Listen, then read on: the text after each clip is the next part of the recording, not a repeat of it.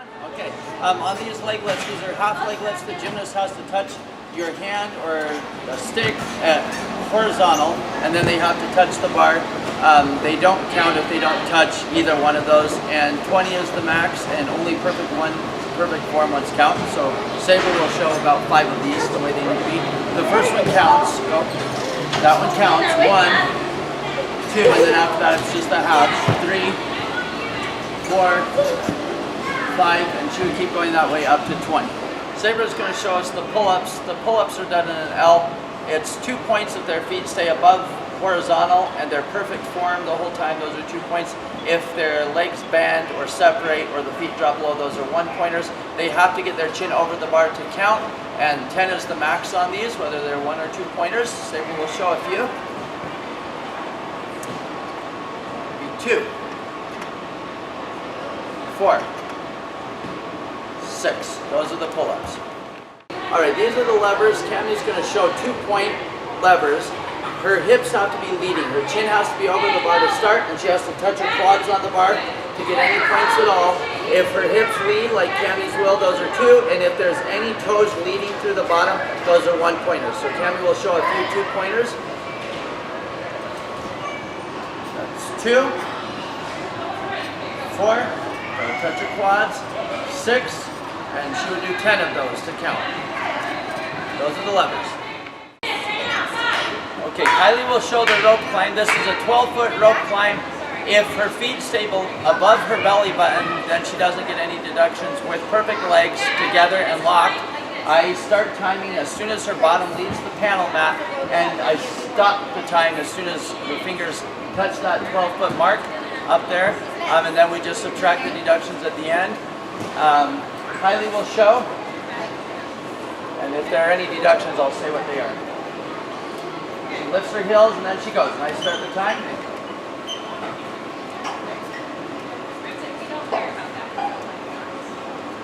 So that was 591, and potentially maybe a deduction. Her toes were together, but her heels were not, so you could take a feet apart deduction on that. That's the rope climb. Okay. On the vertical jump test, they stand fully extended, touching the chalk really only needs to be on their longest finger, but most of them chalk up their whole hand, and I just mark from where their longest point of their hand is, and then they jump. They are not allowed to run or walk into it. It's a standing jump, and then we just mark from the second hand whatever the difference is their points. So she is 12 inches there, and then she does her jump. And that was 35 inches there. We can mark from the chalk. That's a total of 23 inches. That's your vertical test. The sprint test, their back foot is on a springboard, front foot is on a line, just about a foot away from the springboard. We mark from wherever their front foot is, whatever that line is, 65 feet. So usually a chalk mark on there would be fine. I just grabbed whatever was closest. That's 65 feet from where her front foot is. As soon as she starts running, we don't have to tell them when to go. As soon as she starts running, when her first foot hits the ground, I push time. And as she's coming across my line, I'm pushing stop. So they get 2 tries. I'll have Lillian show. Whenever you're ready, Lil.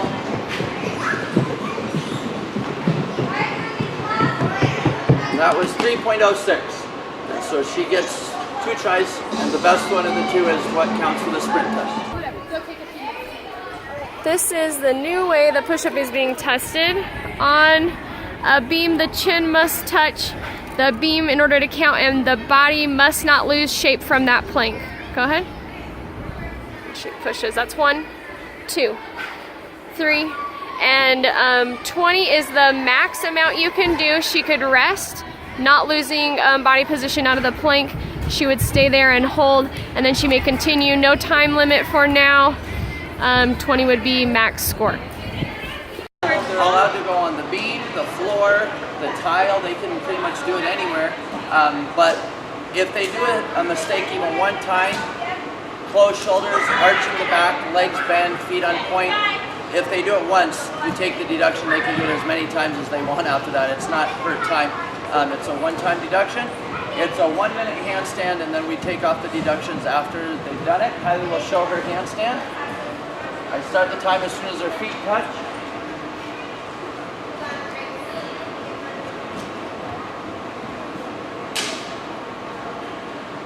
will usually tell you if they have a preference of when they'd like to tell you the time. Some kids like to know every 15 seconds, some just at the 30, some kids don't want to know. That was 15 seconds.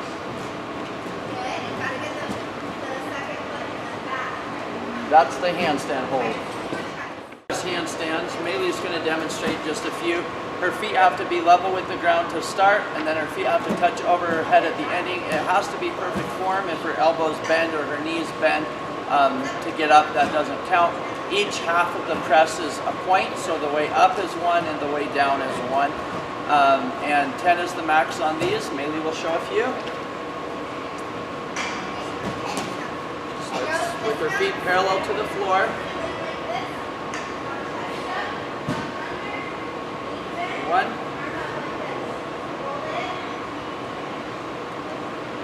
Okay, so that would have given her 2.5, 3 points. That's the presses. Thank you. For the cast, if she does perfect form, straight body, those are 2 pointers. If a straddle cast or any unperfect form thing to a handstand gets 1 point, and if she goes perfect form to 45 to 10 degrees off of handstand, that would also be 1 point. Perfect form to non-perfect form to 45 is no points. Okay, but as long as she's either feet together below handstand or non-perfect form to handstand, those are 1 pointers. So Cami will show a few.